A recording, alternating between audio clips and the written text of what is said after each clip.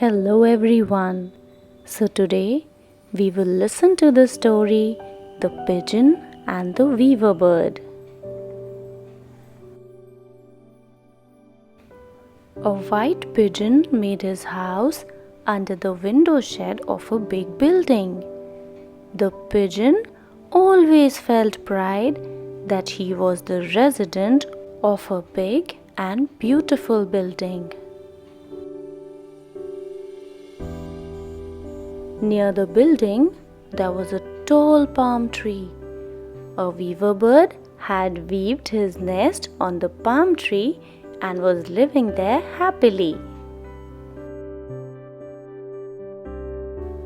One day, the white pigeon flew up to the palm tree to talk to the weaver bird. To see the flimsy house of the weaver bird, the pigeon said, "Your house is frail. Even a mild blow of wind can bring it down. After a bad weather, I often find you busy building a new nest. Your life is really very insecure. Look at me. I'm living in a safe and strong house. Even the strong storms cannot do any harm to my house." The pigeon continued, "Why don't you leave your flimsy house and shift to my building?" The weaver bird replied calmly, "Thank you for your kind invitation, but this flimsy nest, which is built by my partner and me, gives us a lot of satisfaction and happiness.